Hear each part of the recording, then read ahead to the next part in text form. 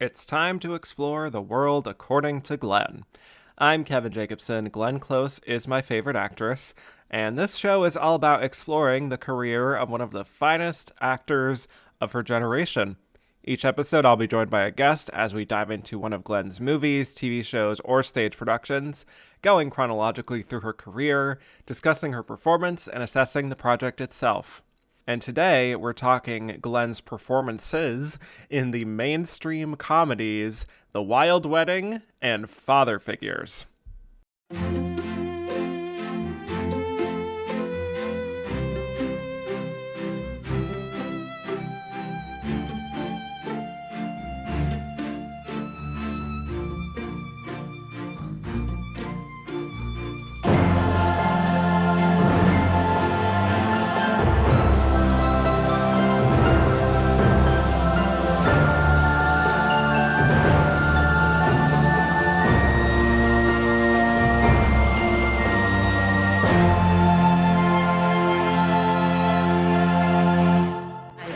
Eight-time nominee Glenn Close, motherfuckers. My guest today is always down to clown, no matter what movie is we discuss. He joined me for an early episode of this show about The Natural, and he joined me for a TV movie double feature of Brush with Fate and Strip Search, movies that I did have to look up the names of just in case before this intro. Writer of his blog Ice Cream for Freaks, also at the Film Experience. He's the true father figure all of us have been searching for. Welcome back, Ben Miller. Oh my Lord. I can't tell if that's the best or the worst intro I could possibly think of having. But I appreciate you having me. You know, whenever we did Brush with Fate and Strip Search, which thank you for reminding me what the names were because I could not remember. Right. I thought, well, we're not going to get worse than that. But, I've been proven wrong before, and Yeah. and apparently we're going to be scraping the bottom of the barrel again. Yes, life finds a way. So, Indeed, yes. you truly never know with these things, as In, both of these movies kind of are espousing in their themes. You just never know. just So, never know what, sometimes filmmaking is a mystery, and these filmmakers had a central mystery, and that central mystery is, do I know how to make a competent film? And the answer is obviously no, but I mean, it's the journey itself. it's the journey, as Diane Yes. Warren would say. So, Yes. anyway, before we talk about Glenn and these two dysfunctional comedies, we'll say, as a reminder, you have told me your relationship to Glenn on your first episode. You told me your idea for a future Glenn role on your second episode, which was essentially like a sentimental value type of film with her in the Stellan Skarsgård role, Correct. which remains one of my favorite answers for this prompt. Need it to Yes. happen still. Yeah. So, yes, now I'm going to ask you an alternative question, which is kind of looking back on Oscar history. If you could swap Glenn into any Best Actress nominated role and have her play it instead, what would that be and why? Okay, so I have a lot of answers for this, actually. I have a pair of modern answers, and the one that immediately popped when I saw it was Sandra Hüller in Anatomy of the Fall. And Oh, my. Yes. it's one of those complex, like we talked about it before. Glenn really excels when she kind of sucks, and Mm-hmm. she can really throw herself into something. And that is a film that just lives in the gray of humanity and characterization. And Yeah. as great as Hewler is, you could see how Glenn could just go in there and just chew it apart. And similarly, in that same vein, Olivia Colman's role in The Lost Daughter as a aging woman who is kind of set in her morality and is kind of okay with that, and not even lives in the gray. It's like way more closer to the black than the white. Mm-hmm. So Right. you think of she kind of did that a little bit with the wife as far as the older version, the younger version. Yeah. Obviously a different kind of role, but I just would love the idea of Glenn being able to sink her teeth into that. But me and you, obviously being a student of film history, I decided it's like, okay, I gotta look way back. I can't just like limit myself to the last 10 years. So the easy answer is Olivia de Havilland in The Heiress Come as on now. Yeah, I mean that's the easy answer of, you know, somebody who you have the cautious optimism of that character while also kind of playing into the, oh, this woman's not actually beautiful while obviously being beautiful. Yeah. Like it checks too many boxes for it not to be kind of a Glenn role. But the one I really like, my actual answer is Geraldine Page in Sweet Bird of Youth. Just Oh my a God. And like that's a role I'm like, man, Wow. if Glenn was like 35 or 40 whenever that Mm. movie came out, you throw her in that, just have her sulk around on the bed and Yep. just like, oh man, that I was like, that's the one. I was like, that's the role.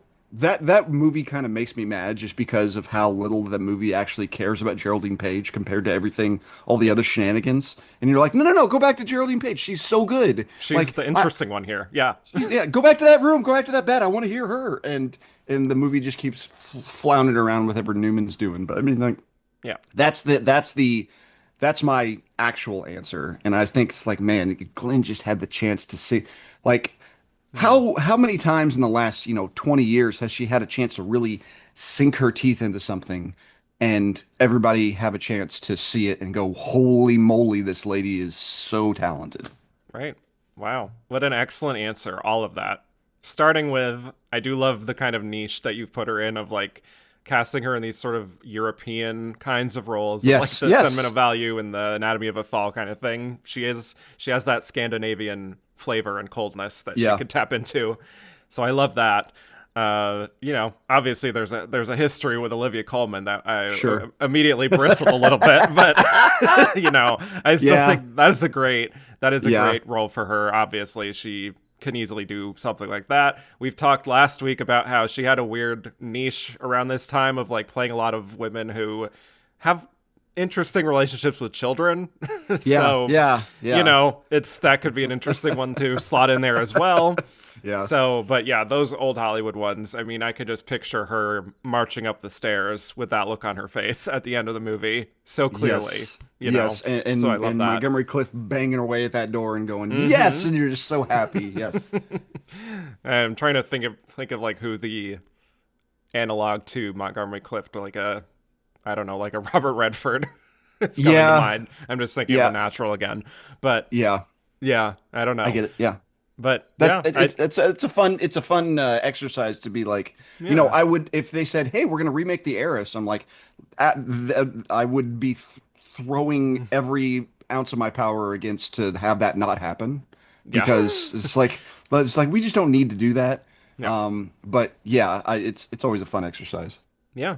But I also think like so many Geraldine Page roles she could have played very Yeah, easily. they're kind of the natural. Interiors, Oh man, a trip to Bountiful even. Like they're kind of the natural like yeah. if you want to compare the one to one, like the era comparison, Yep. and not to mention the longevity of Geraldine Page as well. It's not like Glenn Close's, you know, Geraldine. You don't think of how long Geraldine Page was doing a lot of really good work for a really long time, That's right. and actually had similar Oscar narratives until she finally won. So, Yep. Both 8 nominations. hmm Yeah. So very interesting. All right. Wow. I love that little tangent for us. But sadly, now we have to talk about things that are perhaps a little less interesting, but I'm sure we could make yeah, them interesting. yes, We yes, always do. We find a way. Yes, we're doing a kind of mainstream comedy double feature this week. I felt like neither of them particularly could stand on their own, and I felt like they were thematically relevant enough to each other that it felt like it was right to pair them with each other. So we're going to start with The Wilde Wedding. Okay, so this comes from Damian Harris, who happens to be the eldest son of the actor Richard Harris.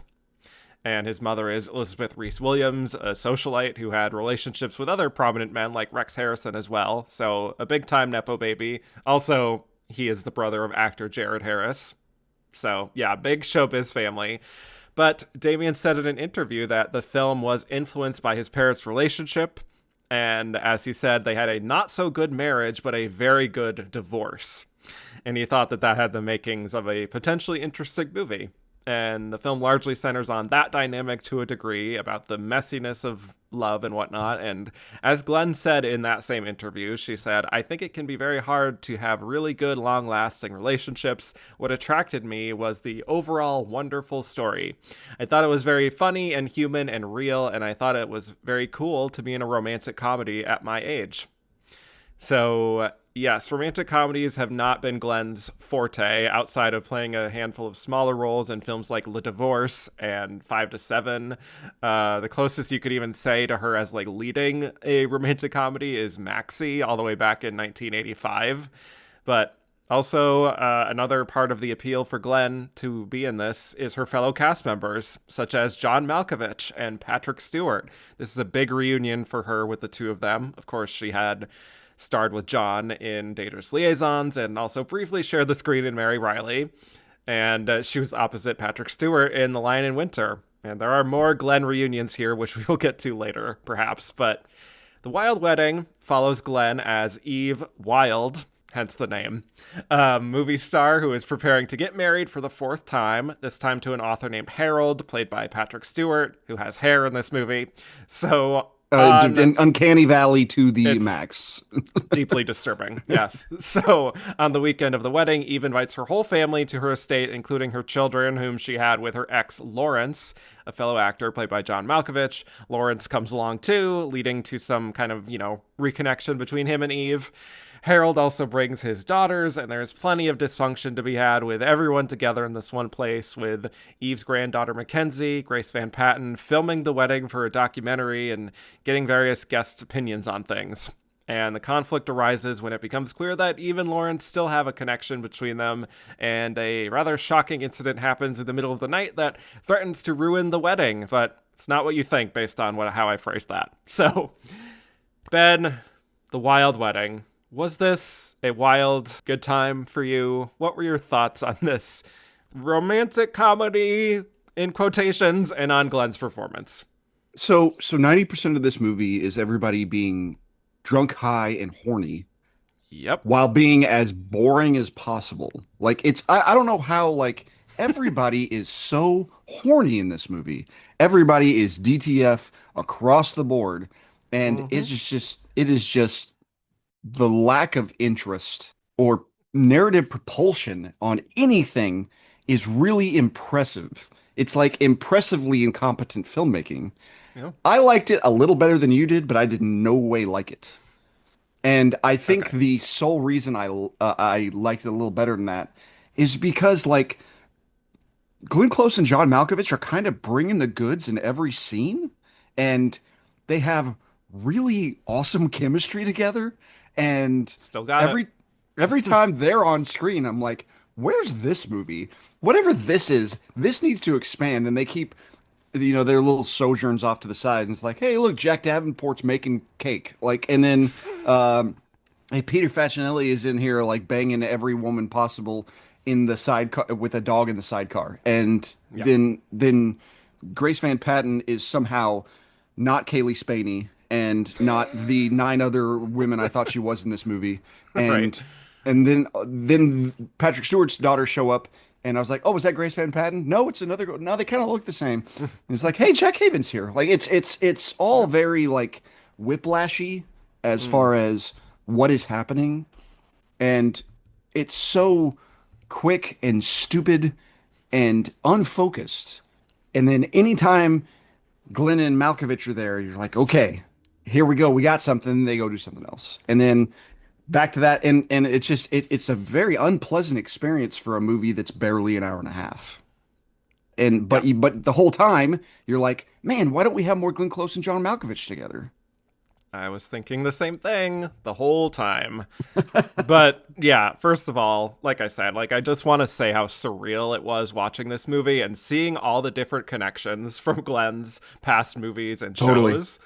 Almost in a way that felt intentional, even though I'm sure in most cases it wasn't. Like, not only do we have John Malkovich and Patrick Stewart, but we have Minnie Driver, who was in Tarzan with her. I don't know how much they actually shared, like, a common space, but on a press tour at least. But also Peter Facinelli, who was in the first season of Damages with her, playing one of her sons here. It's like this like Glenny all-star jamboree we've got going on here. Like all that was missing is like Jeremy Irons or something or Michael Right? Douglas or Right? make it Just throw yeah, somebody else in there just as like a little nod. It's like right. like you can kind of tell like Glenn probably had a little hand in like, hey, can you get this person? You can get this I think so. person. Called in a And favor for sure. yeah, Yeah. exactly. And there's so many strange things happening. For some reason, Jack Davenport and Minnie Driver are have American accents, quote unquote, and Yeah. like They're neither one trying. have. I mean, they're so specifically British people. Like there are Yes. certain people that shouldn't have American accents, and there Mm-hmm. are certain Americans who shouldn't have British accents. And it's like Jack Davenport and Minnie Driver are right near the top of the list of being like, you are so British. Please Mm-hmm. stay British. It's like, and Patrick Stewart, another good example of a guy who's like, okay, yeah, we're like, whenever he came in, I'm like, please let him have an English accent. He didn't really mess with it much, and that's just kind of he kept with his brogue. But I mean, like, Right. it feels like there's a lack of preparation in this movie. Like Yeah. they kind of had a general outline of everything. And sometimes when you have performers like Glenn and Malkovich who are really good on their toes and kind of know the beats, they've been in so much stuff at this point. They're like, okay, we kind of know the beats between each other and know how to play off each other. And everybody else is just kind of going on the page. Like Yeah.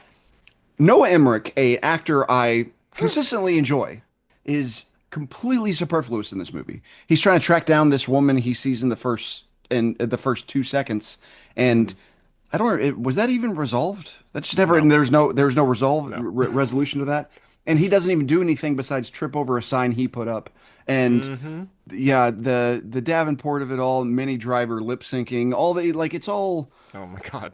Yeah.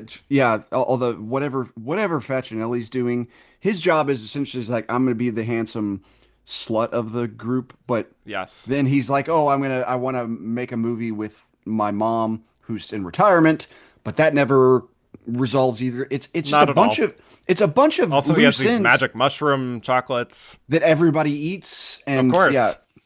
and yeah, but yeah, it's one of those things where they had 1,000 ideas and Yeah. they forgot to care about the ones they should have cared about, and they just let all these loose ends fly in the air. And at the end, Grace Van Patten makes out with her cousin at the end of the movie. The Yep. end. Roll credits. Like Lovely. what is going on here?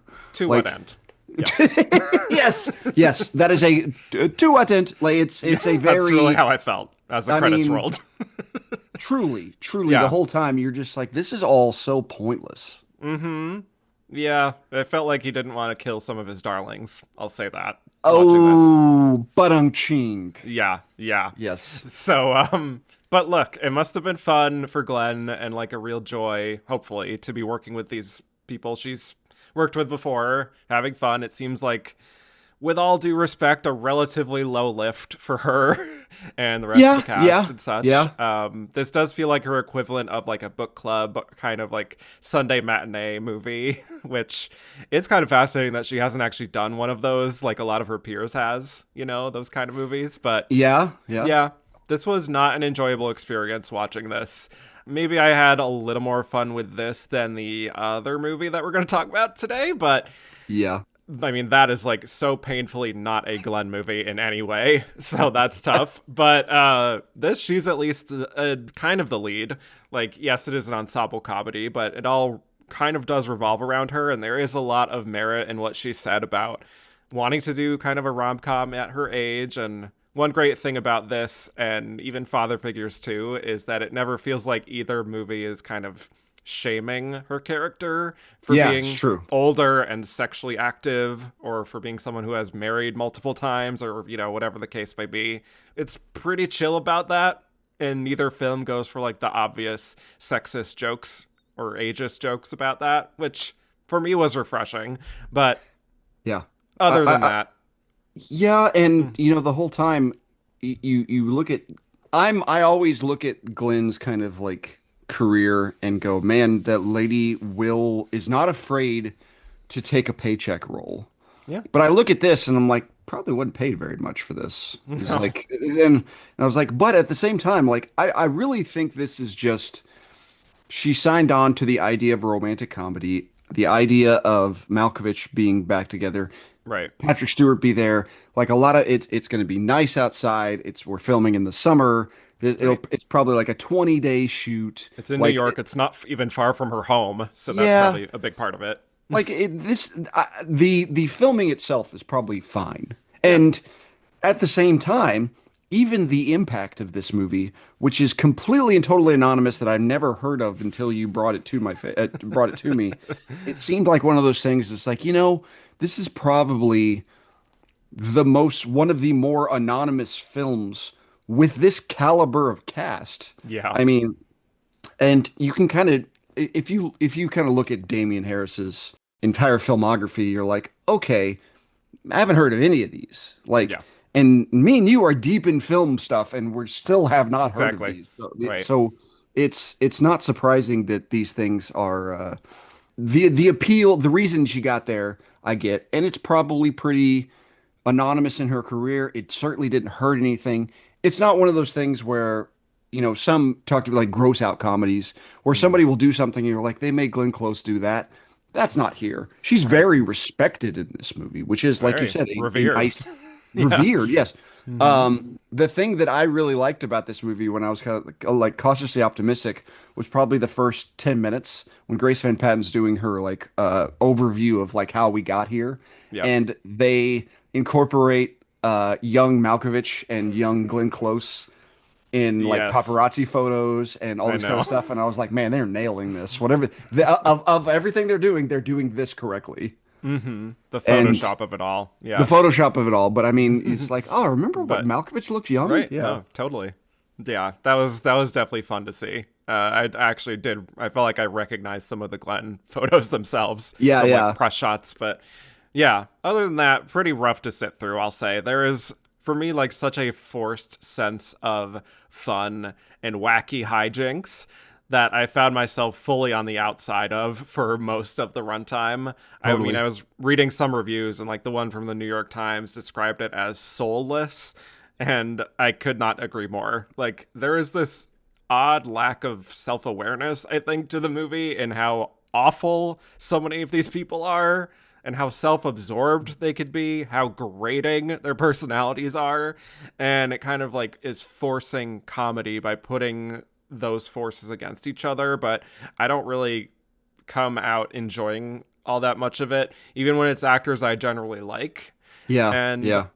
I also feel like it's so casual and blasé about certain relationships, such as you mentioned, romantic relationships between cousins that are treated as lighthearted and kind of quirky, but like we're not exploring any of that really. And there are just, again, so many characters that after a certain point, I just stopped engaging with certain storylines because I felt myself like thinking too hard about this family tree and the dynamic and who's part of what family that I was ultimately like, do I really need to be stressing all that much about like where everyone connects here? It does not matter in the end, and it didn't Totally. matter in the end because it's just also predictable and cliche ultimately. Like I Yeah. again, I get what Glenn was thinking with signing on for this, but I also don't know if I really see anything outside of a very run of the mill romantic comedy in this. Yeah. Yeah. And there's the primary twist of the film at the end or near the end. I was thinking to myself when it happened, I had to literally pause the film and go, "Hold on, who's who?" Like Yeah. I had to get. It's like it's not his daughter, right? Like that doesn't make sense. It's like it's Oh definitely not God. his daughter. Like No. everything Right. happened so quickly and so abrasively. Like I have to get it. Like so many people were trying to hook up, not trying to hook up, and it's like there's the entanglement of man, woman, potentially that's essentially what this film is. Let's put a man who is single and a woman who is single in a room. Maybe they will have sex, maybe they will not. And Yep. then they just did that 10 times. Yeah. And it's a very odd dynamic to approach it like that. Like it's Mm-hmm. nobody's really happy. Like if you talk about, oh, this person is, healthy and happy kind of relationship wise, nobody is that. And even like the happiest person's like Malkovich, who's like the opening scene is banging like a 30-year-old, and then for the rest of the movie is obviously pining after Glenn, but at the same time, nobody is like, there's no conflict, there's no actual struggle. Like, No. Minnie Driver is going through a divorce with her, and her child is there, but she's also doing cocaine in the bathroom and yelling at her publicist to get something done about the tour. And it's all just kind of like throwing stuff at the wall. Yeah. It's not even trying to see if it works. It's just doing it for doing its sake. Soulless is a good way to put it. Yeah. This movie should feel so alive, and it just feels nothing but dead the whole time. Yeah. Well, I mean, that's where I think Glenn is like a saving grace here because I think she Mhm. brings the right kind of soulfulness that the rest of the film is sorely lacking. Like, she Absolutely. is bringing this kind of effortless, charming quality that translates as someone who became a popular movie star, as the film sort of posits, but maybe didn't become the celebrated actor thespian that she wanted to be and that John Malkovich's character became. So there's a bit of tension there, but also there, there's like a contentedness in her having Yeah. this big, beautiful life and this family. But there's also like that nagging voice in the back of her head too, of like, I think she communicates that well, of something like when her nonverbal moments of like when we focus on her not saying anything and wondering if marrying Patrick Stewart is the right option here, and wondering if the feelings she's now having again for John Malkovich are valid, and if she's having those feelings again, like will she just repeat all the same mistakes they went through in the past? Like, there is a far better movie in all of that she's in, that her character is going through, that sadly gets just dampened by the glut of all of these awful younger people who add Hmm. nothing to the central story. And I just really, like you, kind of spent most of the film truly wishing I was just watching Glenn and John Malkovich reminiscing and like rekindling their relationship, something akin to like something that came out this very year, Our Souls at Night, with Jane Fonda and Robert Redford. Just like Mm. a older, mature actors drama, just centralized on the two of them, you Yeah, know. and that is decidedly the type of movie I would like to see. And Yeah. I mean, if you have all these other people kind of like popping in and being like, "Oh, my daughter doing this, my son doing this, da da da," all that kind of stuff, you're like, "Okay, that's interesting." And I even like the idea of like a couple that got married young, tumultuous, broke up, and coming back together later in life. It's like there's a lot of morsels of Sure. that is really interesting for a better filmmaker. But Mm-hmm. the funny thing about it is when you think about actor energy, Glenn Glenergy. and Glenergy, that's right. Thank you. Like Glenn and Malkovich specifically. Malkovich is such an interesting actor to me, Yeah. especially like if I look in the 80s and 90s. It's like but he was doing things that absolutely nobody else was doing. And he was delivering these performances that only he could do, but he was also like very consistently miscast in things. Like I think of like Malkovich in Portrait of a Lady, when I was like, oh man, he's really doing something wrong for this movie, but really doing something like Yeah. it. And I think he is his kind of the thing he does is really interesting as he's getting older because Mm-hmm. his energy is the one of like, oh, I was born in the wrong era. And now he's kind of caught up to his like being the, oh, I was like this and this, the big proud man that is, in his 70s looking back on his life and showing everybody how his life should have been. Yeah. It really matches like that tracks. Even his stuff apart from Glenn is pretty okay. Like Mm-hmm. everything he does and with her and separately, and everything she does with Malkovich and separately, it should be the thing that everybody cares about. Mm-hmm. And I don't know why I'm really fascinated why they work together so well. And it's kind of funny, like I look back and like I always am fascinated by the actor dynamics whenever you're young and hot and Mm-hmm. how that works as you grow older. Like the Fonda Redford is an example. It's like you're talking about Jane Fonda and Robert Redford when they were young. It's like I can't imagine the sexual tension and stuff like that. It's like, okay, what's it like when you're in your 70s and your 80s? Yeah. And you think of like Dangerous Liaison times. And you're like, what was Glenn and Malkovich's relationship then? I mean, he was having an affair with Michelle Pfeiffer at the time. Right. And so, I mean, maybe it was contentious and maybe it was she looked at that and went, "That's this is probably working for the movie," Hmm. and she's probably going to leave it alone. And that kind of history comes through. That's the only one of the few things that is like, man, that's a perfect decision for this movie is to cast them two with all that history, and also having them kind of in disparate real life roles is like, well, Glenn is more the thespian, and if you think about Right. Malkovich, he's much more. You don't think of him as like, oh, he's like the mainstream movie star, but he kind of got there for a while, Hmm. like, Yeah. and so the difference between the two is really interesting. Yeah. It's just, but again, this is just every time we say anything positive, it's, well, they should have done that. They didn't. They should have done that. They didn't. So, Right. but That's the thing. Like yeah. even when we get to the scenes of like why we get into why their relationship disintegrated, it's kind of just all the most uninteresting, uninspired stuff that like he made things all about him and then she felt like she was in a bird cage, Hmm. very heavy-handed metaphor with all this. But Yeah. still, their chemistry is still so strong after all these years that you're like, yeah, these two need to be together. Even Yeah. though they have such odd energies, they weirdly fit with each other. I don't Hmm. know if it's something about the way Malkovich kind of has that odd energy that really keeps you on your toes that I think someone like Glenn, just speaking as her as an actress, really takes as a bit of a challenge in a way that she really likes and Mm. like being able to kind of try to keep up with him in a sense. I think she really engages with that kind of thing really well. And Yeah. for him, she's such a strong presence that it's kind of fun watching these two sort of alphas with each other. That's a good point. You don't really think of Glenn as much of a improvisational actress. Mm, It's very much like, okay, she's very natural. It's not very like, you don't think of her as like streep levels right.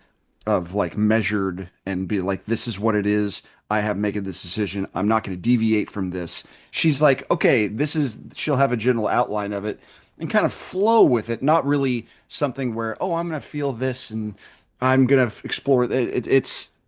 I always kind of think of it's easy to compare actors kind of like to directors. It's like, well, it's not like a Terrence Malick who will just be like wander off in Mm, the distance and look on the right, and all of a sudden he's looking at a flower when somebody's talking.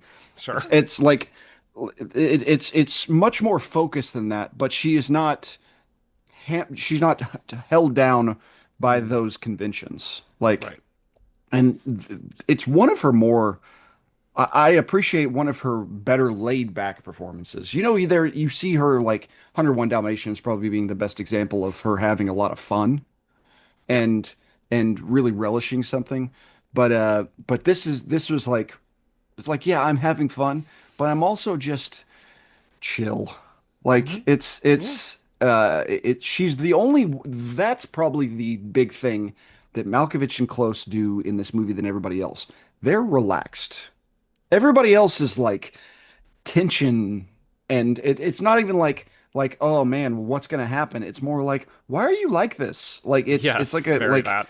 get you a Ritalin. Like, Yes. there are things to calm you down. Everybody needs to just take a breath, and everybody else is so all over the place. It's like a sporting event where everybody has too much energy, and Close and Malkovich are there just like under control, knowing what they have to do. So they're Yeah. the only ones doing the right thing, and everybody else is just scatterbrained. And the Right. film knows to slow down and relax whenever they get there, and everybody else is just too much. Yeah. It seems to mistake chaos and high antics for comedy, and it's just not funny, Nope. ultimately, is the problem. That's Like, we probably get, the biggest, yeah, that's probably the biggest problem. It's just not funny. yeah, Yeah. like, we get these very generic plot lines, like I said, of like this very canned subplot of John Malkovich stealing the chocolates, not knowing that they're these magic mushroom chocolates that are laced with shrooms. And yeah, actually, wait. Peter Facinelli's Magic Mushroom Chocolates has a great ring to it. Anyway, um, It's like it's like a Knives Out reference. It's Peter yes, Facinelli's. Yes, yeah. yeah. Yeah. That's a good one. I But I'm would just love like, her. Yeah. can we get a moratorium on like these accidental drug trip scenes in comedies? Like, because they can be done in a very funny, creative way. But like more often than not, it's just like, look how funny it is that this person didn't know they ate something with drugs in it, and now they're tripping balls. Like it doesn't go anywhere. Like Yeah, yeah. it's not new for me at this point. Yeah, yeah. I think of like, there's a lot of older examples. The studio would probably did it most recently, and they did it very successfully. Yeah. I say with Zoe Kravitz being, Mm, Zoe Kravitz and Dave Franco just tripping the whole time. But I mean, like, right. it's you're right. It's lazy. Like, it's just, hey, how do we get these people into more chaos? And Hmm. it's like, oh, these magic mushroom chocolates that also make you horny. It's like Yeah. it doesn't make a ton of sense. Suddenly we're in And Chocolat, you yeah, know? exactly. It also like it's like bordering on like like consent issues when you're Yep. talking about this. Like, Yep. hey, do you want to hey, how are you doing? Do you want this chocolate? It's awesome. And then all of a Hmm. sudden the funny thing about it is how quickly Peter Facinelli is able to get their daughters in the sack, just like immediately, like, hey, do you want a chocolate? And then all of a sudden, before they even eat, they're just like falling all over him, and then Yeah. they're doing whatever. Like it's Yeah. They seem to have a different effect on each person. So it's yeah, fascinating. But yeah, yeah, we get Patrick Stewart like also getting wine drunk too, and like going up to Eve's room at one point and trying to kind of like serenade her with Shakespeare, which I thought was very cute. One of his yeah, only yeah, charming moments in the movie. But yeah, this is where things take an interesting turn, I would say, because, obviously she knows by this point, like, you're drunk, and also I don't want to, like, sleep with you on the night before the wedding, all that kind of traditional yeah, stuff. yeah. Very standard stuff. But, then, okay. So I guess we can get into how this all comes together Let's do it. with, first of all, we have Lawrence spilling some wine on the sofa. And we get a great sitcom line reading from Glenn being like, Lawrence, my sofa! Which I was like, okay, I guess we're having fun. But no, the real wild part is Lawrence going out into the woods for whatever reason and noticing Harold, Patrick Stewart, having passionate sex with another woman who is one of his daughter's friends who tagged along, which felt to me rather contrived, I would say, Totally, all totally. of this. And it Yep. happens to be filmed by this other person that the daughter brought along as well, who has a blog, which is Yes. like made into this thing of like, I have a blog. I can post whatever I want. Like, that's what is referenced at one point in the movie. And I'm like, well, I wonder where that's going. But Right. yeah, Right. yeah. It So, yeah, really shoehorned in. And like you said, it's the Patrick Stewart's daughters, one of them brings their friend. And yes, then Noah Emmerich's daughter, she brings her friend. And the friends that's are what the it is. one that, yeah, Okay. it's Right. very like the dynamics of it are like really silly. Like Yeah. it's just you're throwing two more people in that are not necessarily needing to be thrown in. And Right. even then you're like they don't do a good job of establishing who these people are or why should we care about them. Like Patrick Stewart's daughters, like they all seem kind of slutty. Yeah. And then it's like, okay, is one sleeping with Facinelli and then one going after Jack Davenport, or are they is there a third one and two of them slept with Facinelli and then the one with like it's all like it's and did the friend sleep with Facinelli before? Like it's all so entangled, but it's also not enough for me to care about. Like Yeah. they're like, oh, it's just kind of confusing it's just kind of confusing Hmm. without purpose. Right. Yeah. And it's yeah. And how what are your feelings on the visual of Patrick Stewart being vigorously humped? I mean, it was quite a shock, I will say. I Um, got to your point at first. I was like, I don't even know who that woman is yeah, that I he's didn't having either. sex with. Like, Totally. what are we supposed to know who that is? Like, Yeah. and it's kind Uh, of weirdly obscured too, so it's very strange. there Yeah. were there were two chuckles I did get out of it, and that's the Hmm. after we see what's happening, the camera goes back to Malkovich's face, and he's kind of just, huh, like he's not really like shocked or does anything about it. He just kind of sits there and looks at Yeah. it, and they're funny visual that. And then whenever the video is posted on the blog. It's Oh my blurred God. out, and you're Yes. like, well, it's like, what are we blurring out for? It's like what content moderation are we worried about here? It's like, did Mm-hmm. YouTube do this? Like, it's all very, yeah, and Yeah. there is a dynamic of that I thought was really interesting, that was interesting to explore, because whenever this is found out, like, Malkovich knows this and he keeps it in his back pocket, but it's not like something he's going to use. You can tell, you're like, he's not going to use this. It's just not his Mm-hmm. character. And he goes in to talk to Glenn Close before the wedding, and she's questioning whether she wants to have the wedding or not. She says no. She finds out about the sex tape, and then he admits, yes, I knew this. And she said, well, why didn't you do this? It's like, oh, it's not my business. And it's like, okay, let's this that entire dynamic's really interesting. Like, he just kept the fact that he wanted it, like, yes, he wanted to protect her, but he's not gonna narc on the guy. Like, it's Mm-hmm. like, that's a kind of interesting dynamic and things like there. This entire film is just nothing but really missed opportunities that a better filmmaker could have really explored something interesting Right. with. Like, what is the Nancy Meyers version of this film? I was Like, thinking about it's complicated while watching this. yeah, So, like, there's yeah. a I don't know if that's the right tone. Like, the tone of this movie is weird. Like, it's supposed to Yes. be happy-go-lucky, but there's weird, like Minnie Driver doing coke in a bathroom for some reason out of nowhere. Like, Mm-hmm. I don't think we needed that, but okay. And what kind of film does this film never figured out what kind of film it wants to be. I feel Is it? like it's trying to go for Nora Ephron kind of hijinks of like a mixed nuts kind of a thing Mm, to a degree. Like it's also trying to be about relationships as she often tackled, but it just does not get there. It does not have the sharpness of a Nora Ephron or the insanity complimentary of a Nancy Myers.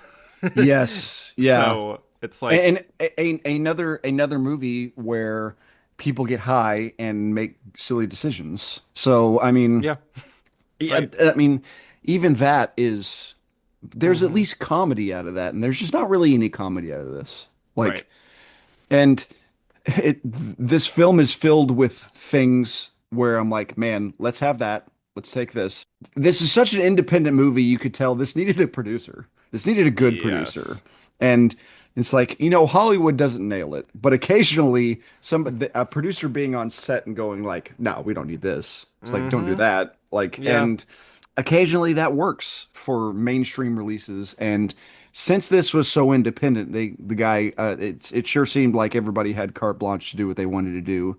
They filmed it, edited it, and been like, "Yep, cool, that works." Good And enough. Yeah. yep, yeah. And the if you had a better producer and somebody with a clearer vision of this, Yeah. you might be able to get something out of it, almost like it's put together, but not in the way it's come, not the way it is presented though. No. I will say I did laugh when we saw another character we didn't talk about, this little gay coded kid, the son of Minnie Driver, who loves Les Mis and choreographed a whole musical number for the wedding. We see him on the internet seeing the sex tape, by the way, casual, I guess, Yep. that was filmed of Harold having sex with a woman in the woods, and we see him like coding and Hacking in and yes, deleting hacking it in somehow. and yeah, getting it deleted from the server it was uploaded on. Who is this character? I'm obsessed with this theater loving, gay coding boy genius. Yes. Like, And I need his story. as a software engineer, Hmm. anytime I see anything on TV, on where they code or hack or whatever, and I watch it and I'm like, okay, it's like, this movie, he types in, 4 lines of code and it's deleted. And the funny thing about it is, that obviously, like you said, watching the sex tape, and I think these two adults next to him are just like, good job, kid. Like, Yep. it's like we're letting this 9-year-old watch two people have sex. Everyone And here is so casual about everything. somebody take something seriously. Like, Right. it's, yeah, and yeah, I do love the idea of, like, it's like my the a Les Mis loving Mm, computer hacker. It's yes. like, what if Mr. Robot but more gay? Like Yes. it's like Exactly. I And it's also like a boy, you know? Yeah, yes, it's yes. wild. Yeah. Yeah. It's a lot of choices and Hmm. the even the dynamics of like, okay, well, how does that kid get born out of what Minnie Driver is bringing? Like Minnie Driver is apparently supposed to be this rock slash pop star, which sure.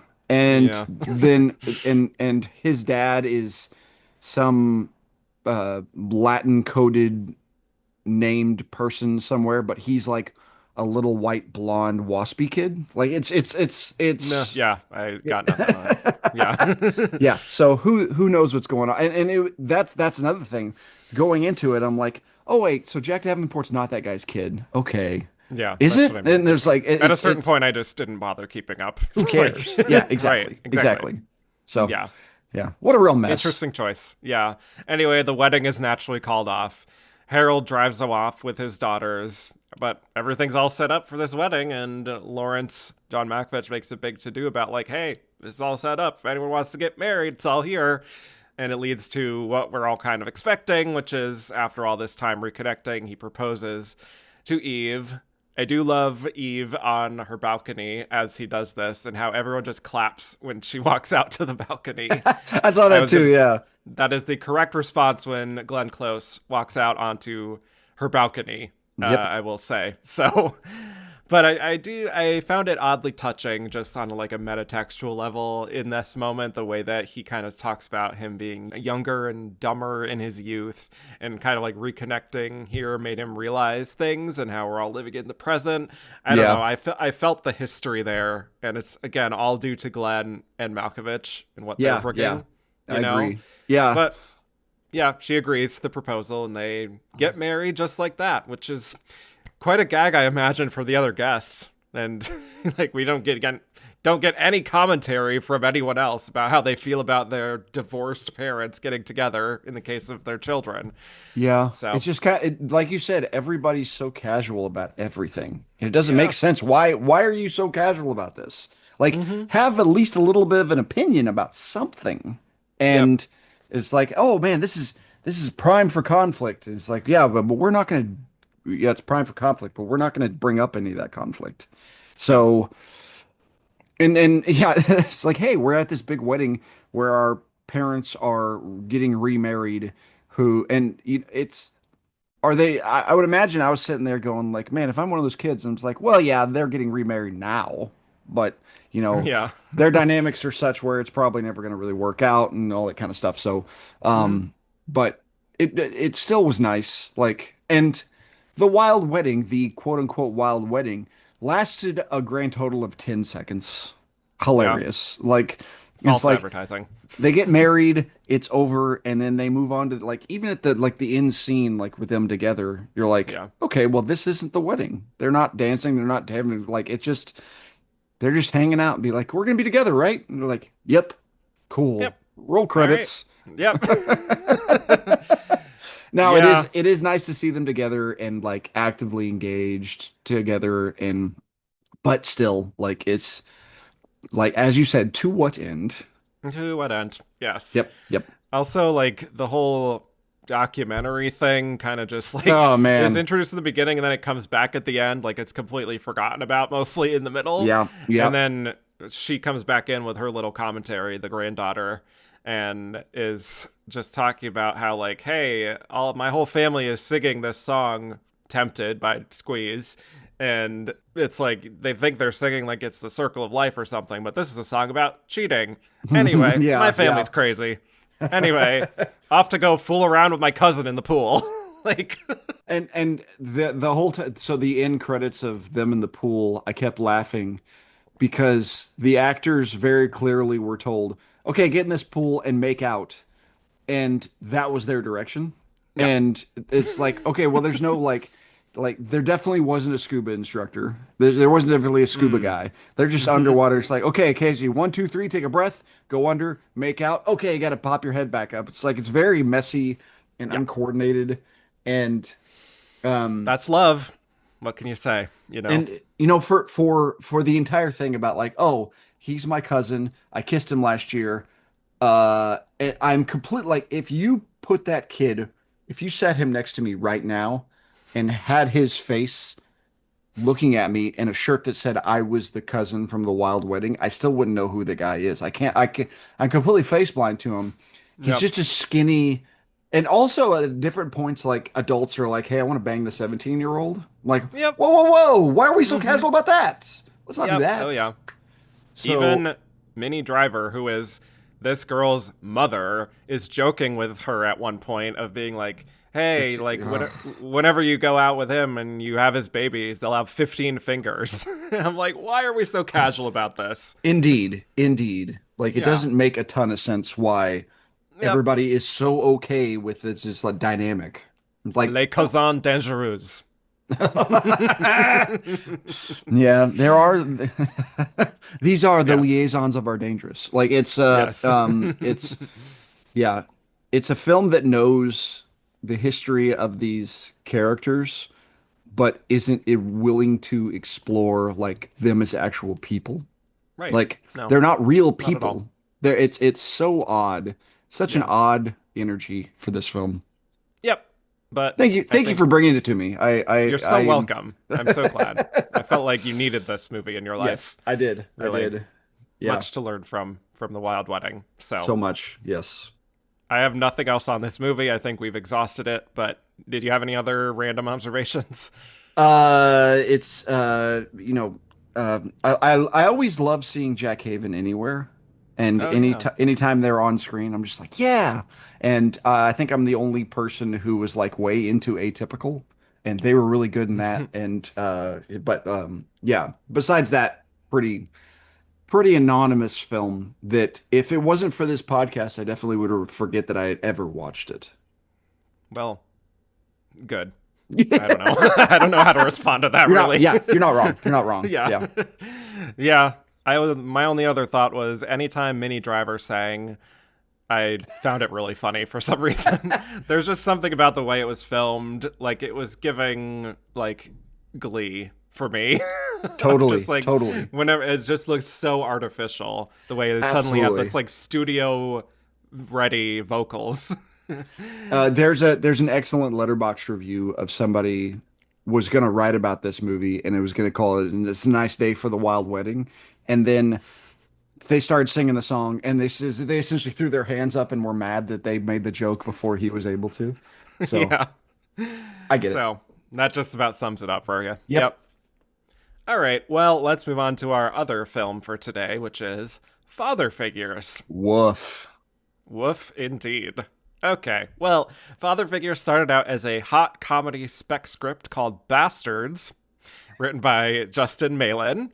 It was first announced in development as early as 2011, and it took a few years before Lawrence Sher was attached to direct this as his directorial debut. Lawrence Sher had previously worked with Todd Phillips on films like The Hangover and Due Date as his cinematographer, very much a mainstream comedy cinematographer, now making the leap up to directing. He connected to this as a story about brothers and family and liked that it was accessible to a larger audience while still feeling emotionally truthful. And so he had worked with Ed Helms, one of the stars here, on those Hangover films. And fun fact, this was not Lawrence Sher's first time working with Glenn because he was in fact the cinematographer of The Chum Scrubber back in 2005. Okay.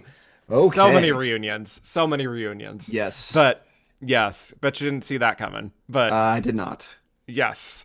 Ed Helms and Owen Wilson starring here as fraternal twin brothers looking to find their father who's been out of the picture for their entire lives, and Glenn plays their mother, Helen.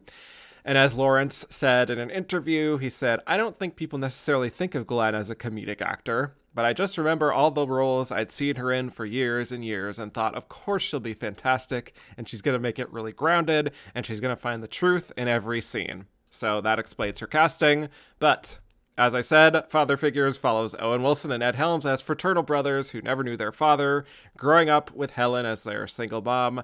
Owen Wilson plays Kyle, a model who continues to cash in on royalties from selling his image to a successful barbecue sauce company. He's the Naturally. more Yes, as one does. He is the more laid back of the two. Ed Helms is Peter, a proctologist who is divorced and has a teenage son who hates him. He is the more uptight one.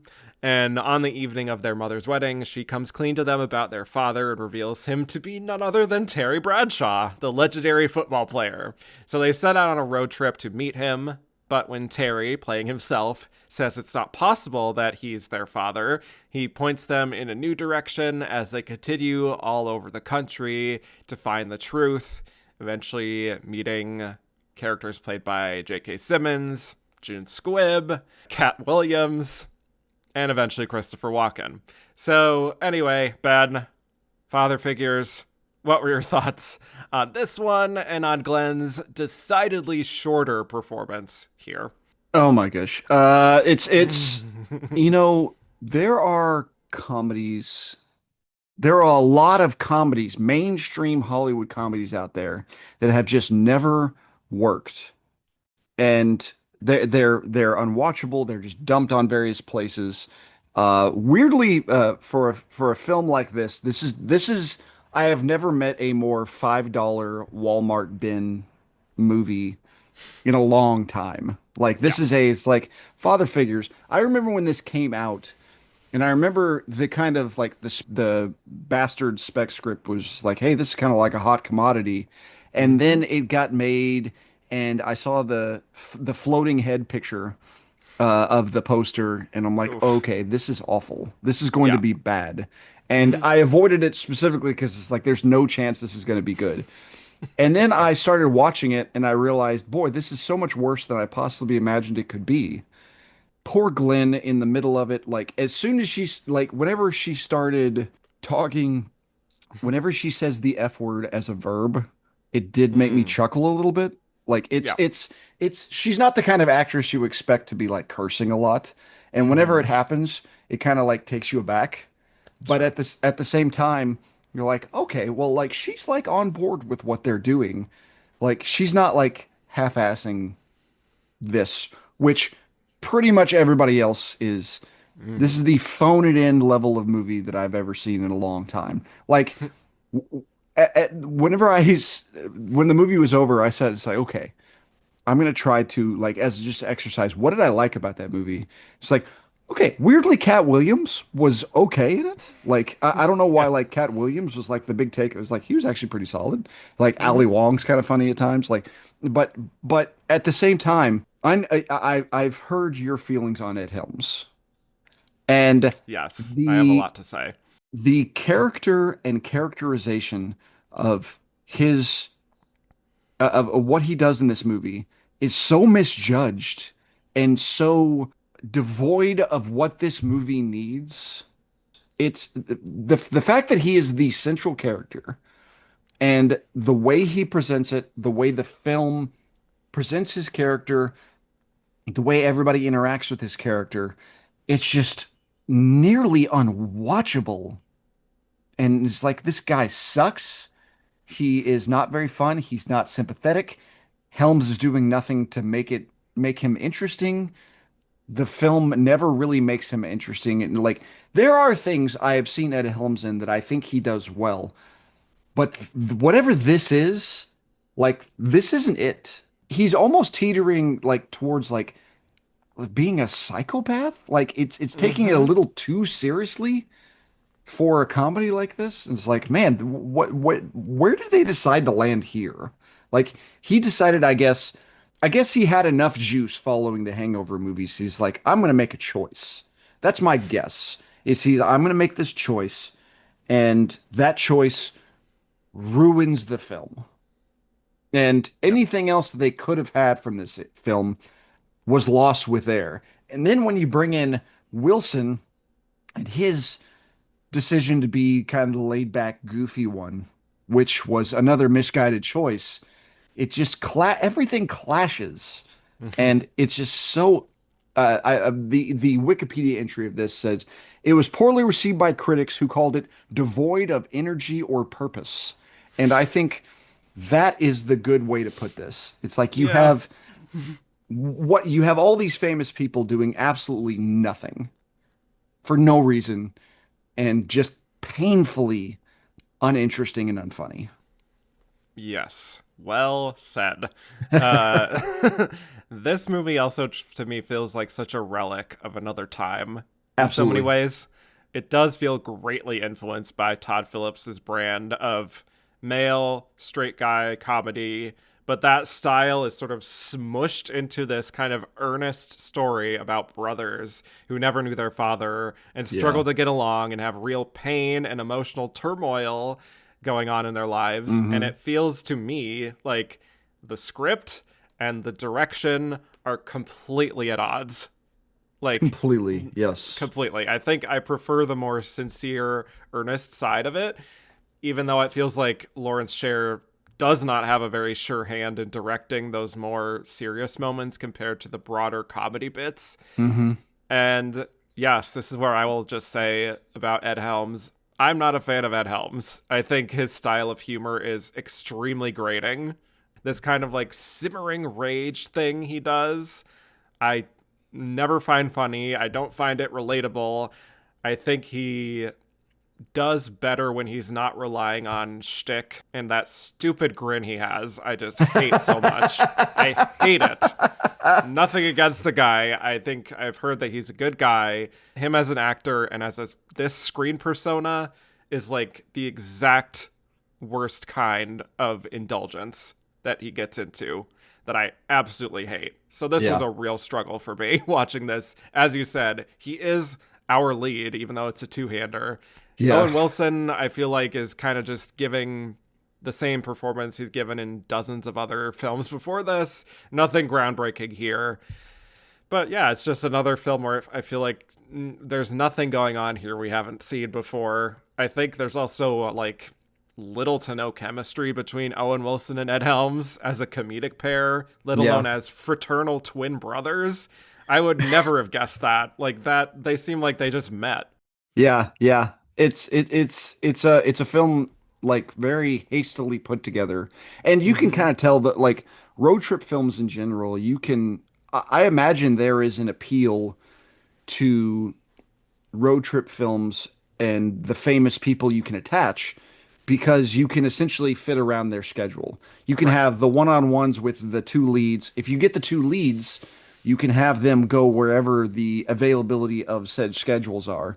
And so it's like, oh, J.K. Simmons and June Squibb are ready. Okay, here we go. We can do this. Walken will be ready next week. And then next week you get ready for that and all that kind of stuff and put it all together.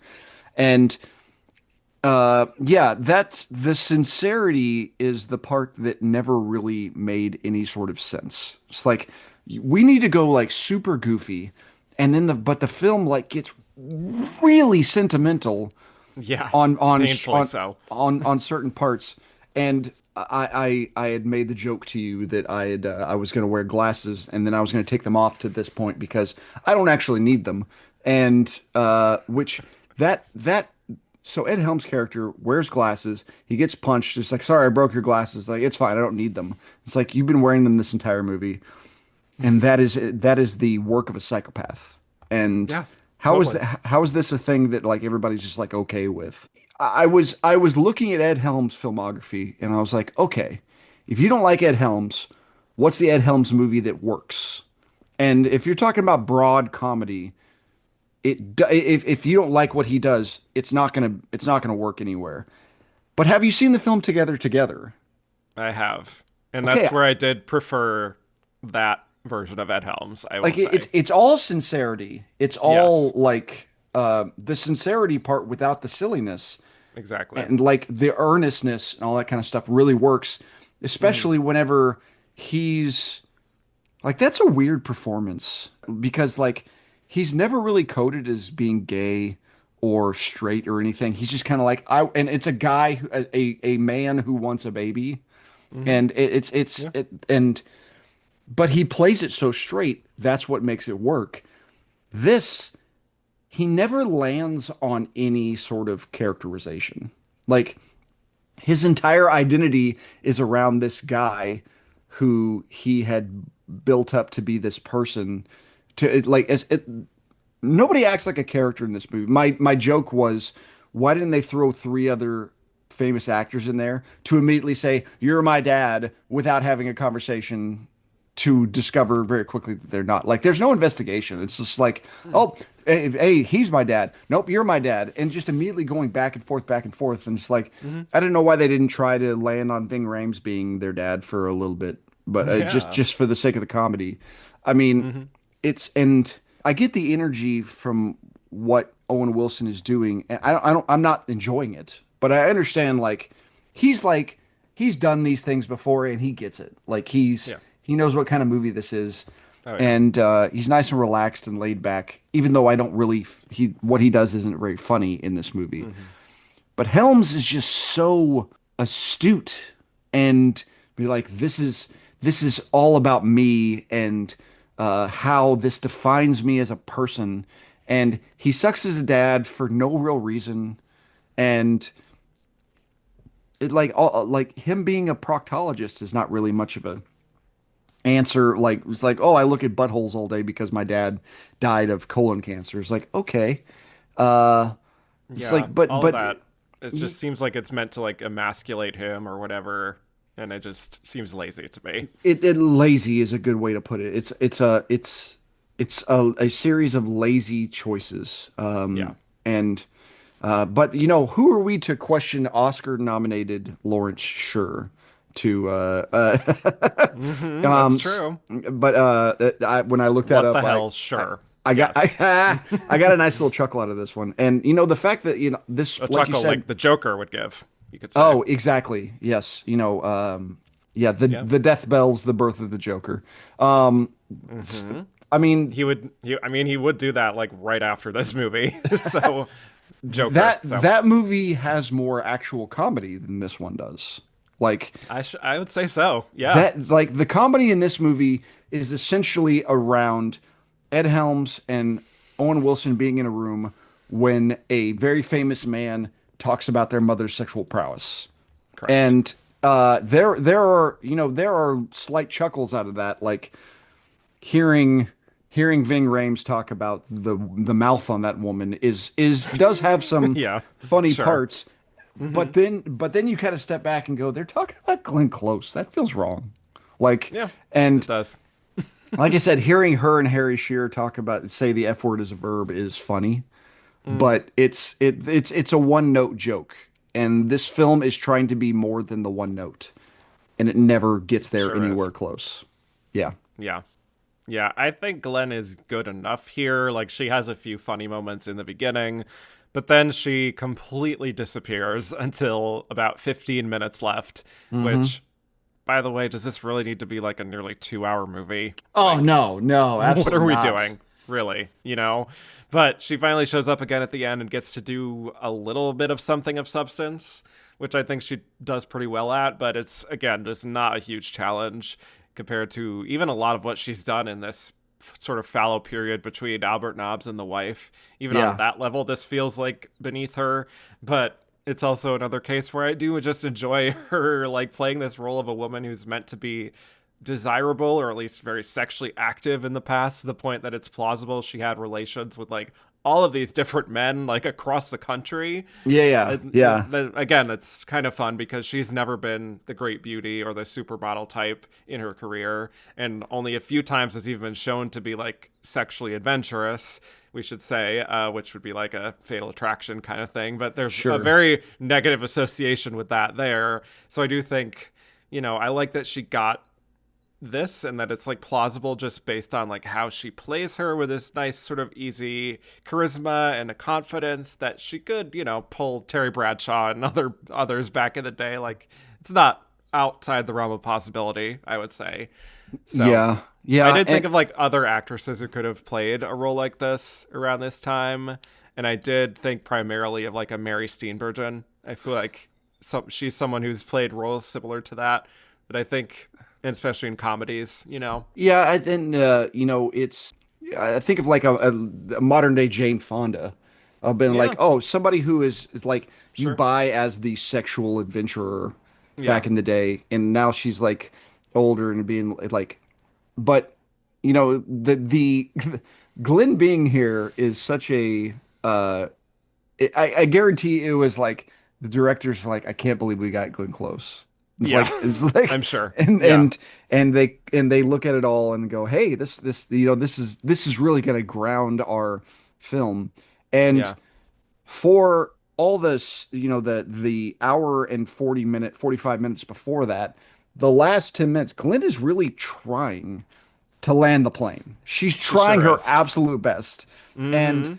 uh, her superpower, I think, is being able to pull off something that probably shouldn't be pulled off and making it look pretty effortless. Like she is bringing all of this like history and telling the Mm-hmm. story and being there and like being like so sincere with it all. But 20 minutes before we thought Ed Helms had had sex with his sister.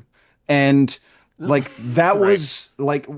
was still kind of lingering there. Once And again, like incest jokes. yes, Like, what's incest going on? jokes and Mm-hmm. literally 3 minutes before Owen Wilson shot Christopher Walken with a veterinary dart. Like, Correct. and it's Yes. like, cool.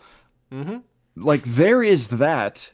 It's like, there is a middle ground here where we don't need to be like, these films specifically are always too caught up in the fact they have to be one thing. They can't Right. be like we have to be the madcap comedy or we have to be like the overly sincere one. And they can't like go back and forth. So they decided on the madcap comedy, but the tone never mixed with what it was supposed to be. And No. but Glenn telling us about like the entire thing was about privacy, and Mm-hmm. like she brings it down to a timbre that the film has never been at, and you're Right. like, okay, like I Mm-hmm. believe this.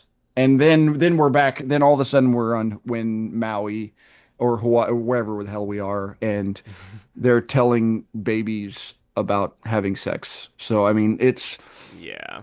so I love what Glenn's doing. I love how she did it. But man, this is a painful. It was like, man, I hope she got a nice check out of it. I really I hope she know. did. But Yeah. that and have you read a little bit about the production of this film? Like about like Yes. And the test screenings also too. Bill Irwin in this movie? I was like, man, I love Bill Irwin. That'd have been nice to be like, Yeah. And he yeah. was recast with Christopher Walken. And Yeah. of course, Audiences rejected Bill Irwin. How rude. right? Yeah. It's like I don't care what Cyclops this guy is going to eventually portray. We need to, yeah. Um, Insane. they replaced an actual clown with Christopher Walken. So I mean, it's a choice. Yep. Yep. Yep. It's kind of like the story of this film in general. It's like, okay, you have the idea of Bill Irwin in a film. Anytime you cast him, you're like, okay, I think that's a good idea Mm-hmm. because his presence is such where you're like, that's a actor that does things like other people don't do, and having him there is a really interesting choice. And like the idea of like him and Glenn Close in a scene together, I'm like, oh, I want to see that. Cool. Yep. And then they just kind of like, yeah, yeah. Walken will be there, but he's not going to say anything. Glenn, take the wheel. And that was that. Exactly. Like, Yep. okay. Mm-hmm. Um, Christopher Walken was there for like half a day. I Right. like, but And was he even really there? Like, was he was he all there? there? Truly, In a truly. sense, you know? Yeah, and it's like So, wearing a weird amount of eye makeup.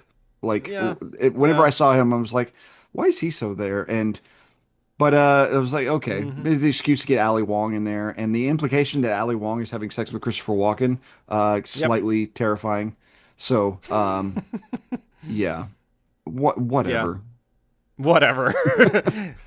In conclusion, whatever. Yeah, I mean, truly, truly, just it's Another not even one. We got to the end. To what end? it's not even offensive. It's just bad. Yeah, which you might think it might be just based on like the poster and the people Sure, involved and everything, sure, but no, that's maybe like one of its worst crimes is that it is so inoffensive in the end that it absolutely.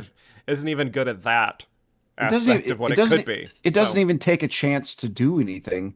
And no. put some people in some interesting spots. Like I kind of think Terry Bradshaw's kind of doing maybe some of the best stuff he's ever done, which Yeah, is I would say strange. one of the MVPs of the movie for To- sure. Like Like I would like he obviously not a actor, but you think of him in other stuff like Failure to Launch being the great example. It's like he is just hamming it up at every possible and then mhm. but whenever he kind of like shows up, I'm like, okay, here we go with Terry Bradshaw. And I'm like, he's kind of delivering a little better than I expected him to deliver. Yeah. And then, Ving Rhames kind of coming in for a half second being funny. And then uh Kate Aselton as the, love interest for Ed Helms. I was like, man, she's pretty good in this too. Yeah. But it's all for naught, essentially. Right. The morsels of it are there. But if the Helms Wilson relationship doesn't work, which it does not, then your movie's DOA. So that's Hmm. all she wrote. Yeah. I mean, again, just to speak a little more to her in the beginning, at least, I think she does get a fun monologue when she is going off on the thing about how, it was the 70s, Studio 54, everyone was high and fucking, and monogamy wasn't exactly a priority. Yeah. And is just like really kind of like feeling her oats in a way of being like, nah, nah, baby, tonight, and just like really getting into it. That I did enjoy that because she very rarely gets to do anything like that, Yeah, of just yeah. being very silly and goofy. But again, like she just sets them off, and then she finally comes back again, like 90 or so minutes into the film. So I'm just like checking my watch, waiting to see if I even really need to be paying attention to this awful kind of like. I don't care about either of these characters and their journey, to Totally. be all that honest. So like it was a struggle. Like even the stuff with like the J.K. Simmons and June Squibb felt obviously very broad, but then it got oddly sincere, and then it got very broad again. And I'm just like, we are not finding the balance here We are at not. all. Yeah, Like it's this is rough. the up and down of it all, and then like them picking up Cat Williams and apparently Yes, it's like this hitchhiker. Yeah. and even the like the entire sequence, like there's like an action sequence with like a train, and Yes. just because these idiots don't realize they parked on train tracks. And then Hmm. there's a very unclear moment of whether or not was Owen Wilson in the car when the crane got hit still?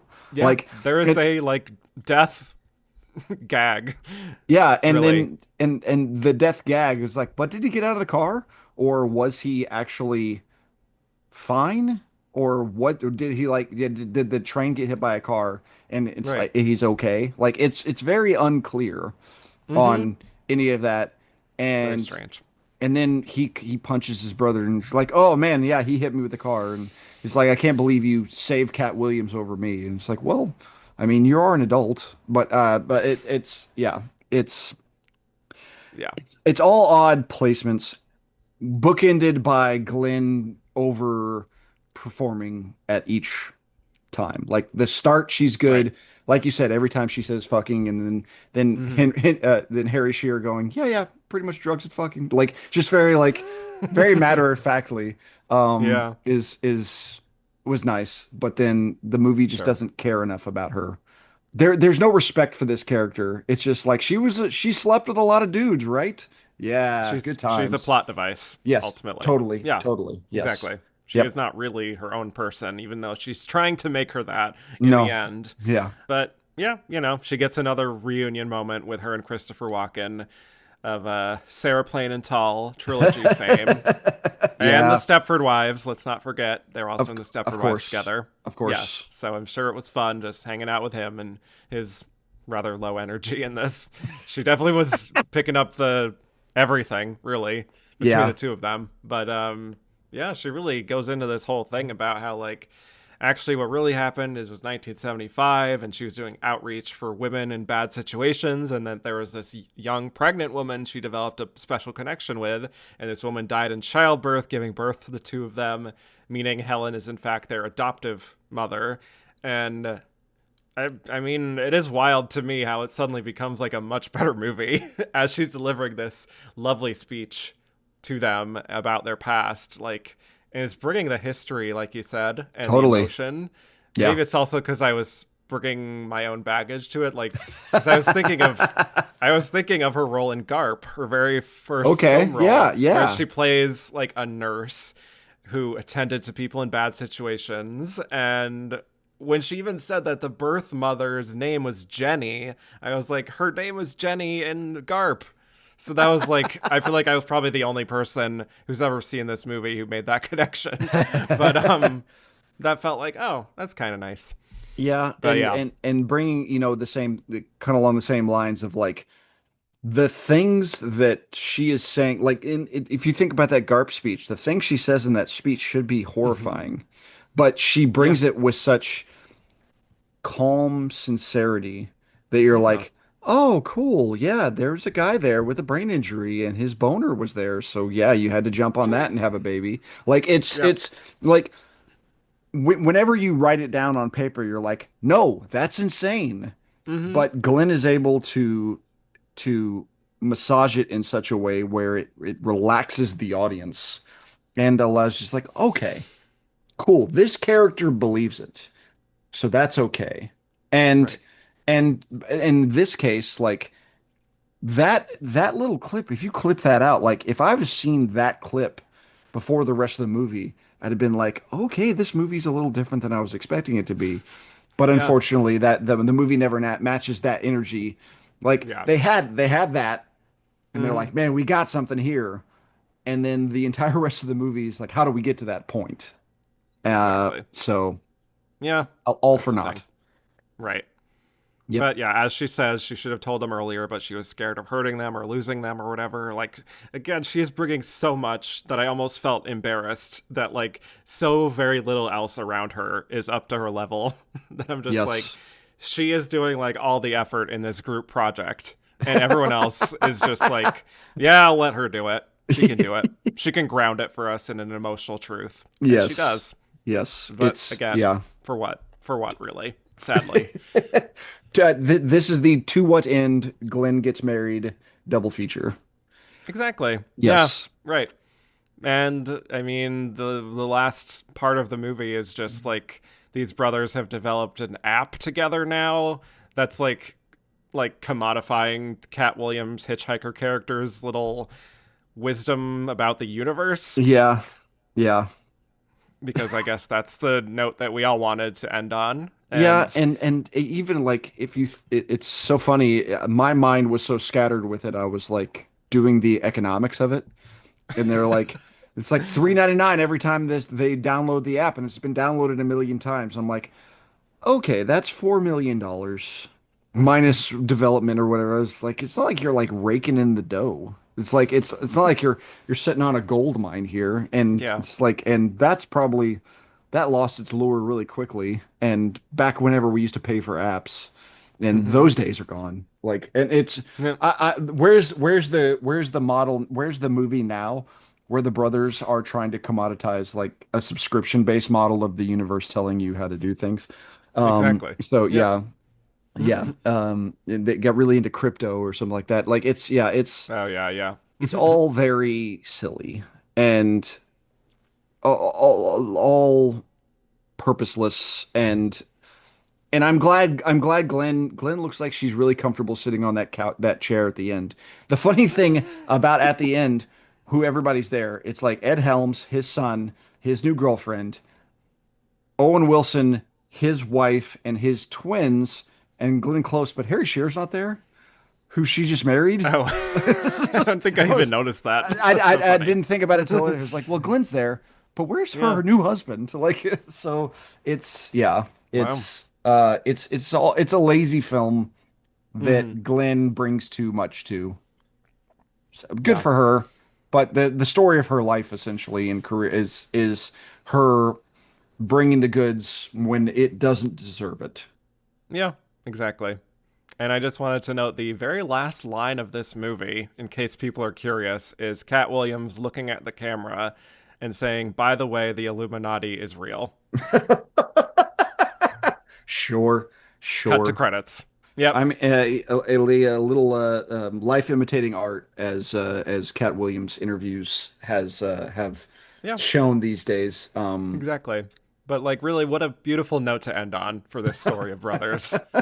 you know? Yeah, yeah, and they greenlight this movie, so sure, it's possible. These two movies are great examples of, man, The filmmaking's Illuminati hard. being real. They move a lot to be real, but like filmmaking's hard, man. Yeah, Like I know. you can have a lot of elements in place. In both of these films are like just a great example of like, man, we had something here. There's something that could have There's a been kernel, you know? there are kernels, and Mm-hmm. we were almost there, but we never got there.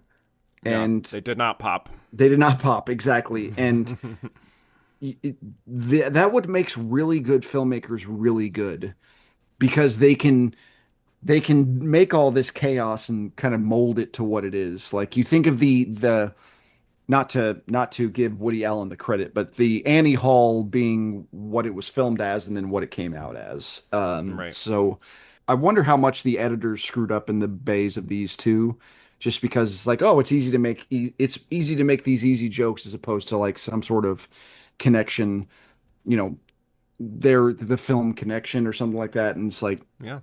like an editor is in on the Wilde Wedding and seeing all these Malkovich close scenes, and it's like, I got to throw all these in there.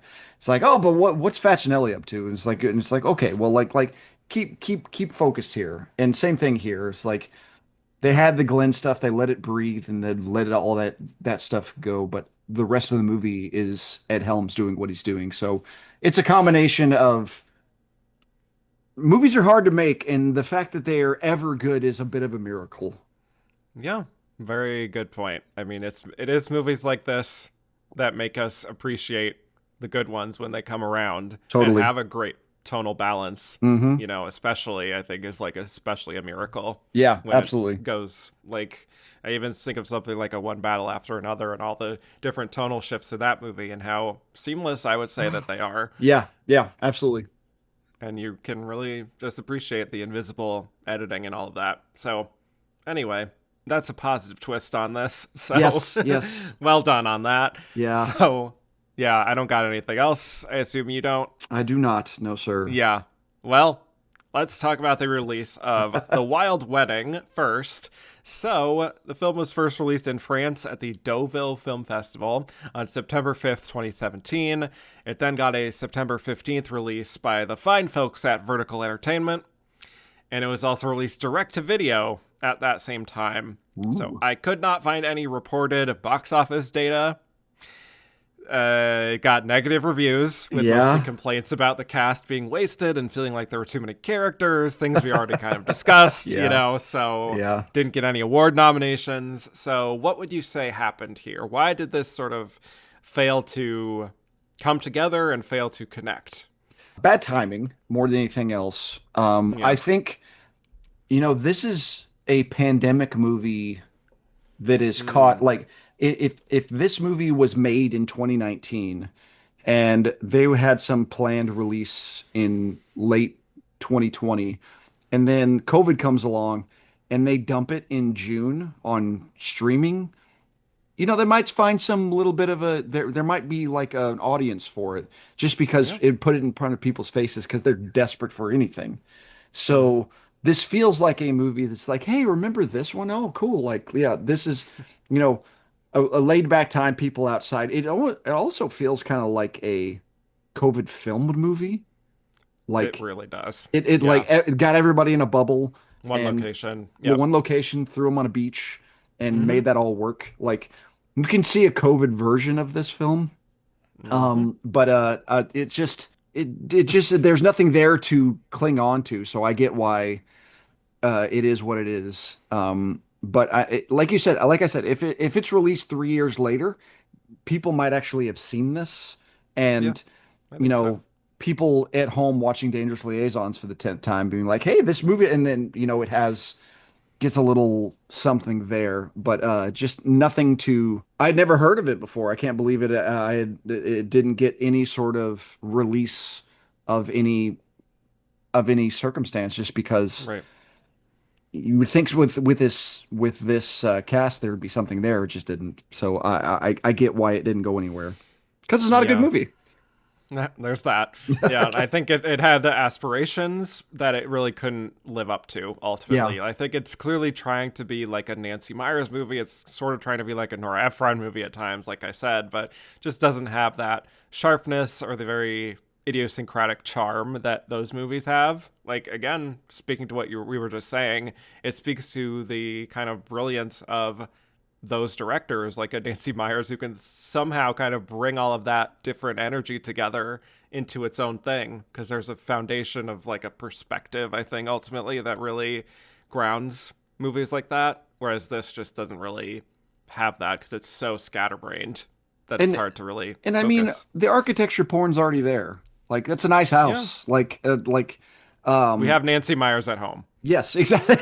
Exactly. Yes. So Yeah. yeah, not surprised it didn't go anywhere. No, I don't think so. So then with father figures, this is very interesting comparatively because this one was released by Warner Brothers as a mainstream release. And they decided to release this on December 21st, 2017. Why that release date was chosen, I do not know, because this does not have the appeal of a holiday movie that you'll want to take the whole family to. Yes, it is about family, but this is not really like that kind of movie per se. And it opened at number 9 that weekend. Pretty rough for a broad comedy in nearly 3,000 theaters. Just $3.2 million dollars in that opening weekend. Just barely more than The Shape of Water in far fewer theaters. So, other movies out that weekend that were successful include Darkest Hour, Downsizing, which was also new, Coco, Ferdinand, The Greatest Showman, which was beginning its big run, Pitch Perfect 3, which was also new, Jumanji, Welcome to the Jungle, which you can imagine completely ate into Father Figure's box office, also new, and the number one was Star Wars The Last Jedi. So, no chance for Father Figures to do well in that environment. It ultimately made $17 million dollars in the US, $25 million dollars worldwide, and it got very poor reviews with lots of complaints about it feeling very stale, even at that time. So, any thoughts on why it just kind of bombed like this? Well, again, bad movie, but Mm, I don't understand what they were. Okay, so actually, I think I just figured out why they did what they did. So okay. they were gonna put it in November. It got changed. They were like, okay, now we're gonna dump it in January, which Yep. absolutely, this is a January comedy if I've ever seen one in my life. Mm-hmm. And I think they realized what a turkey they had. And they're like, cool, we're going to put this in December in order to clean the books. Like Yeah. we're not gonna start the next year with this crap sandwich. We're Right. like maybe they had something on their early slate that they had a little more optimism about, and they're like, let's just put it out there. They're probably under some obligation for the theater count, so they had to put it in 3,000 theaters or something. And they're like, this is gonna be bad no matter what. Now, that being said, if they dump this in January, maybe this makes more money. Like it made, I think it definitely didn't make the studio money, but it was like relatively, like it wasn't like a total disaster. It was a Mm-hmm. pretty cheap movie to make relatively and made an okay amount back. But yeah, like dumping it where they dumped it, like a $472 opening week theater average is pretty hilarious Yep. because like I look at the other stuff that was out that week and like the 23rd week of Roman J. Israel Esquire made like 119 like so Oh, yeah, all these various things. 120 beats per minute. Like that was out the same. Like that was in its yeah. first week in one Mm-hmm. theater. I think it was I guarantee the accounting Hollywood accounting is a fascinating idea to me, and like how we're gonna like okay, the end of this fiscal year, we're going to dump this movie because we know it sucks, or we're going to slow release that because it can hold on for this. Like you said, the Greatest Showman starting it's like slow simmer run for like the next 2 months, Right. and so I guess they're just trying to get it out of the way. So I think so too. and like I said, I think they knew it was going to suck, and Yep. so they just tried to get rid of it, and it They did. cut their losses. Yep, Yeah. pretty much. Yeah. I think, and obviously the poor reviews didn't help. Just like an 11% on Rotten Tomatoes kind of thing is just like, okay, well, clearly, I also just think it didn't have like really all that much appeal. Like this particular duo, I don't know if they really like attract an audience as that duo per se, but Yeah, it's yeah, neither like Ed Helms is not the reason The Hangover did well. The Hangover did well no, because of that entire dynamic yeah, of right, the or every Owen Wilson film. It's never like like Drill Bit Taylor is not like a box office success because of Owen Wilson. Like yeah, it's so funny to see like Owen Wilson has one of the we didn't talk really about much about him. He mm, has one of the more interesting kind of careers just because you're like his association with Wes Anderson, but like how good he is in like Loki on the Marvel show, like he's really yeah, good at that and like a very different energy of what he's used to. But at the same time, like yeah, you don't look at like Ed Helms opening like Cedar Rapids didn't make money. Like a movie I can tell you love. my And nightmare. I don't hate that movie as much as you do, but I it's just think of the poster and I'm just like, no, oh thank you. that big doofy Just smile. yep, that's really the thing for me. That's just like, great, not for me. Yeah, and Move it it's along. like how many floating heads do we need to put on this poster before people will actually come see it? Yeah. It was never going to happen, and they just, like you said, try to cut their losses. Yeah, maybe if they did just punt it to January and let it have some real estate there to eke out a few more million, could have been something. But yeah, just on a film level, it just feels like a movie that is at war with itself over like what tone to take, and it ended up kind of pleasing nobody ultimately. Yes, So yeah, it's I tough. agree. And Yeah. you look at like the other stuff in January, like 12 Strong, like those type of Mm, movies, they got like yeah. dumped there. Den of Thieves, kind of like a surprise little success there. Yeah. There was some opportunity for like the early January movies like Dumping Grounds, like leftovers from what was December. Like for some reason they only deal with like action and horror stuff in January. They don't really mess with comedy. I don't know why they Yeah. don't really do that. But like yeah, it's a very like Father Figures was the 29th highest in January. Father Figures made 17 million of its 25 in the month of January. Mm-hmm. So I mean, it's possible that it would have made a little more money since you're always starving for something in January. Uh, Right. but I'm not Yep. surprised it sucked. Yep. Mm-hmm. Yeah. Well, on that note, let's get to our last segment where we're going to Yes. rate Glenn's performances on a very specific scale, starting with the Wilde Wedding. Would you say she is ready for her close up, low Glenergy, close but no cigar, or our new categories, of course, serving in silence, which is delivering a great supporting performance, or Glennicent, meaning she's good, project not so much? This is the most glinacent she might have ever been. Really Well, bringing the goods. I mean, one like a real crap of a movie, but mm, where she is really delivering something interesting. And Malkovich, same thing. Like she is doing everything she possibly can to try to salvage this thing, and the filmmaking just subverts her every single chance. yes. Agreed. This is a Glennicent moment. She is existing independently of the problems in this movie and providing an emotional center that would be just completely hollow without her. So, Absolutely. yep, easy, easy. But what about as Helen in Father Figures? I mean, she signed up for the movie, so she does have some culpability, but Okay. she is also Glennicent in this as well. All That right. that last speech is way better than it needs to be. And it actually, I think it probably hurts the film a little bit just because the whiplash of true sincerity compared to what we've been watching for the last 2 hours. So, but Right. she is Glennicent. Yeah. I mean, just watching it from the beginning, I was like tempted to say local energy. But then, as to your point, in the end, she gets that moment that it does become a Glennisant. Yeah. For sure. Yeah. As Lawrence Sher said, she is going to bring the comedy, but also the emotional truth, which she very much does. Yes. So, For a movie that does not deserve it. no. And for a movie that does not exist. Nope.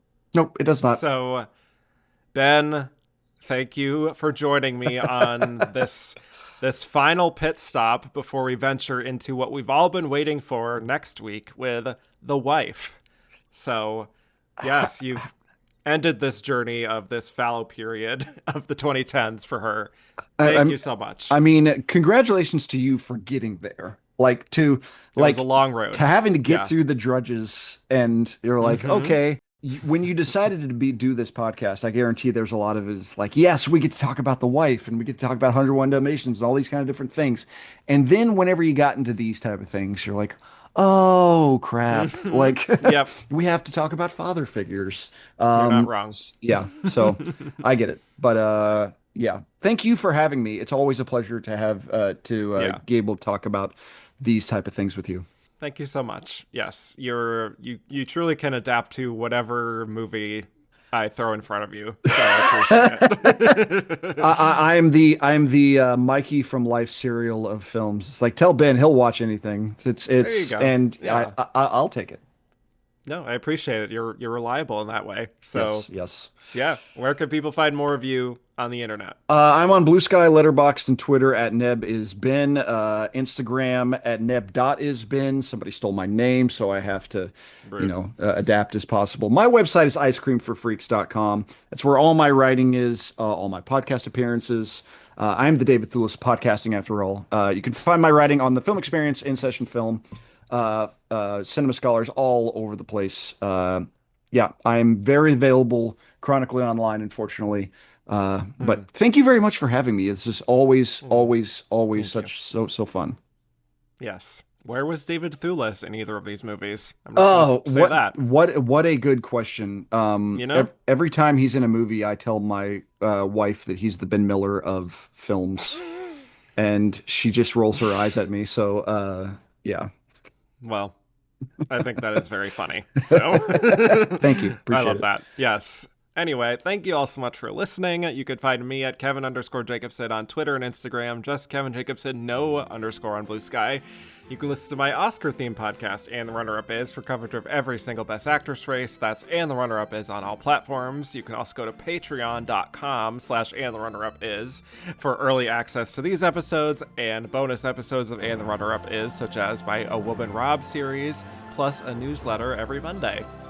And to keep up with the world according to Glenn on social, follow The Glenn Pod, rate, review, and follow on all podcast platforms. And with that, I will bid you all adieu.